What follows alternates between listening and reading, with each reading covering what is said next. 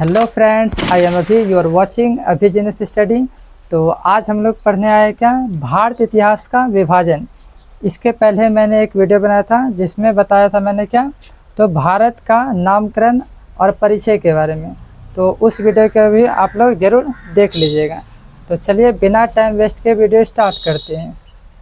तो समझते हैं ना लूसेंट के अनुसार, ठीक है। उम्मीद करते हैं आप लोगों के पास लूसेंट का बुक होगा। ऐसे तो सभी के पास लूसेंट का बुक होता है, बट उसको पढ़ने का सही तरीका नहीं पता होता है।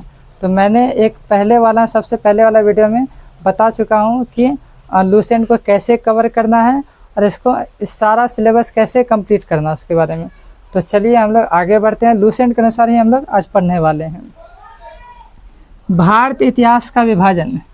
आज हम लोग क्या पढ़ने वाले हैं, भारत इतिहास का विभाजन।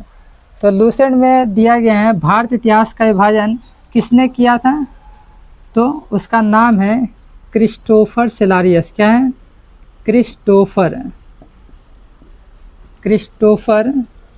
सेलारियस, ठीक है।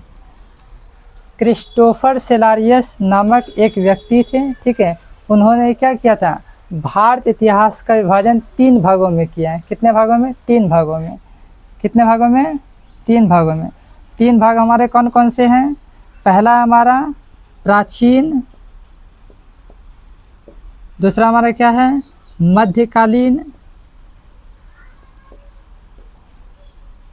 और तीसरा हमारा क्या है सबसे अंतिम आधुनिक,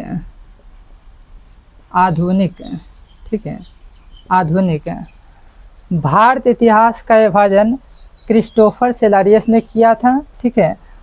कितने भागों में, तो याद रखिएगा 3 भागों में। 3 भाग कौन कौन से हैं, फर्स्ट ऑफ ऑल प्राचीन भारत, सेकेंड हमारा मध्यकालीन, थर्ड हमारा आधुनिक। ओके, तो प्राचीन भारत, मध्यकालीन भारत, आधुनिक भारत को बांटने का काम किसने किया है, तो हमारा क्रिस्टोफर सेलारियस। क्रिस्टोफर सेलारियस कहाँ के थे, तो याद रखिए जर्मन के थे, जर्मनी के, ठीक है। जर्मनी के क्या थे, इतिहासकार थे, जर्मनी के इतिहासकार, जर्मनी के इतिहासकार। जर्मनी के इतिहासकार कौन थे, तो क्रिस्टोफर सेलारियस। इसका टाइम पीरियड माना जाता है 1638 से 1707। लूसेंट में दिया गया है कि क्रिस्टोफर सेलारियस का टाइम पीरियड क्या है, तो 1638 से 1707 है। तो चलिए अब हम लोग डिटेल में सभी को समझते हैं स्टेप बाय स्टेप। सबसे पहले हम लोग समझेंगे प्राचीन भारत, उसके बाद हम लोग समझेंगे मध्यकालीन, उसके बाद आधुनिक, ठीक है। तो चलिए वीडियो आगे बढ़ाते हैं। चलिए अब हम समझते हैं कि प्राचीन इतिहास की जानकारी हमें कहाँ कहाँ से मिलती है। जाहिर सी बात है अगर 3 भागों में बांटा गया है तो कुछ वजह होगा उसका, ठीक है। प्राचीन इतिहास क्यों बांटा गया, मध्यकालीन क्यों बांटा गया, फिर आधुनिक में क्यों बांटा गया। तो चलिए अब उसको स्टेप बाय स्टेप सभी टॉपिक को क्लियरली समझते हैं। सबसे पहले हम लोग समझते हैं प्राचीन, ठीक है। प्राचीन इतिहास के स्रोत, ठीक है।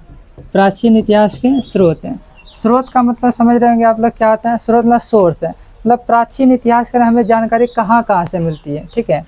स्रोत का मतलब क्या होता है, सोर्स है, ठीक है। कि हमें जानकारी कहाँ कहाँ से मिलती है प्राचीन भारत के बारे में, प्राचीन इतिहास के बारे में, ठीक है। तो चलिए समझते हैं। तो प्राचीन इतिहास के बारे में जानकारी हमें मुख्यतः 4 चीज़ों से प्राप्त होती है। कितने चीज़ों से, 4 चीज़ों से। फर्स्ट है हमारा धर्म ग्रंथ, सेकेंड है हमारा ऐतिहासिक ग्रंथ, और थर्ड है हमारा विदेशी यात्रियों के विवरण, और फोर्थ है हमारा क्या, तो वो पुरातात्विक संबंधी साक्ष्य।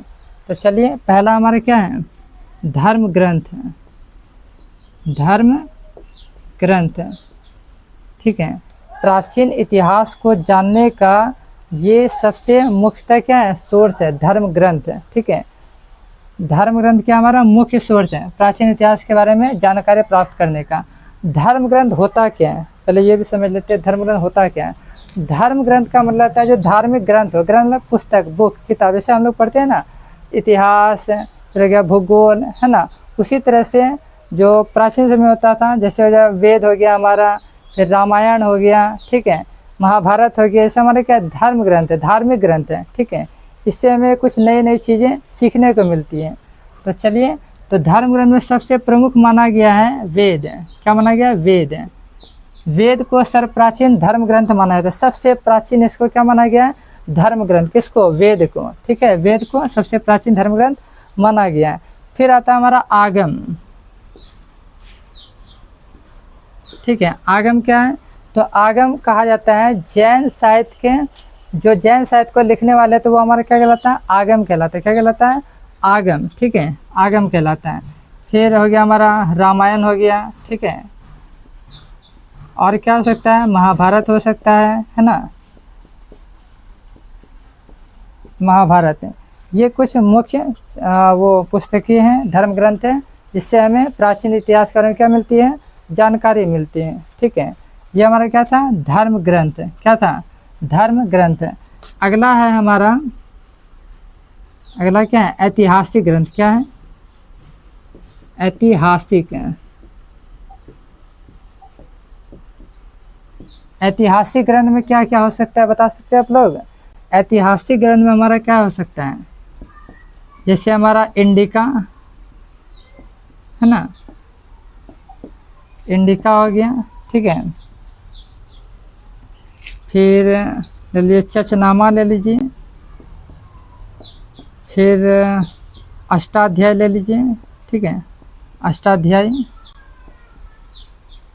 ठीक है, ये कुछ मुख्य पुस्तकें जिससे हमें, ये हमारा ऐतिहासिक ग्रंथों में आते हैं। ठीक है, इंडिका, चचनामा, अष्टाध्याय। ठीक है, तो ये सबसे हमें किसकी जानकारी मिलती है? ऐतिहासिक जानकारी मिलती है। ठीक है, प्राचीन। ठीक है, ये हमें प्राचीन ग्रंथों के बारे में क्या देती है? जानकारी देती है। ठीक है, प्राचीन इतिहास के बारे में। फिर हमारा क्या है अगला? ऐतिहासिक ग्रंथ के बाद क्या आएगा हमारा? तो याद रखिएगा, विदेशी यात्रियों के विवरण। विदेशी यात्रियों के विवरण।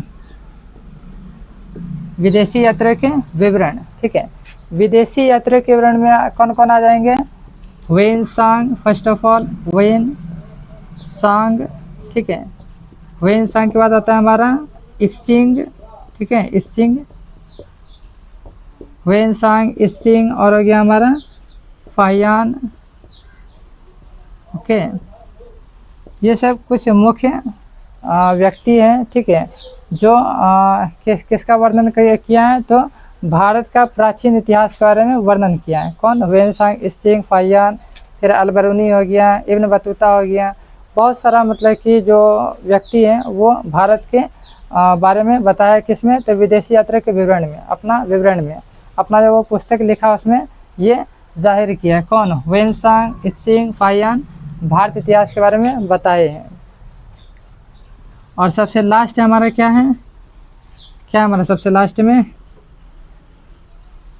पुरातत्व संबंधी साक्ष्य। पुरातत्व संबंधी साक्ष्य। साक्ष्य मतलब क्या आता है? साक्ष्य का मतलब आता है सबूत। क्या आता है? सबूत। साक्ष्य मतलब क्या आता है? सबूत, मतलब प्रूफ। ठीक है, पुरातत्व संबंधी साक्ष्य का कहने का मतलब हुआ, जैसे पुरातन क्या? पुराने चीज़। ठीक है, पुरातन में क्या चीज़? इसका नाम में इसका आंसर छिपा। पुरातत्व, पूरा से हमारा पुराना। ठीक है, पुराने चीज़ों में के बारे में। ठीक है, जैसे हमारा हो गया ये मृदभांड।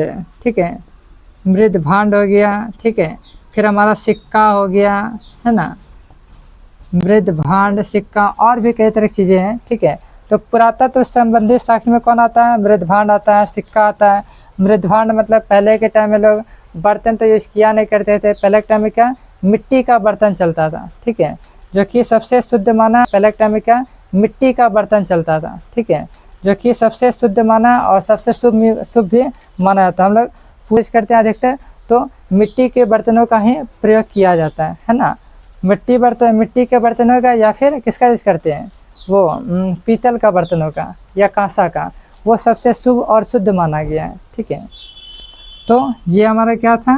प्राचीन इतिहास के कुछ सोर्स। ठीक है, धर्म ग्रंथ, ऐतिहासिक ग्रंथ, विदेशी यात्रा के विवरण और पुरातत्व संबंधी साक्ष्य। तो उम्मीद करते हैं अगर आप लोग को वीडियो पसंद है तो प्लीज़ चैनल को लाइक और सब्सक्राइब ज़रूर करें। Thank you so much.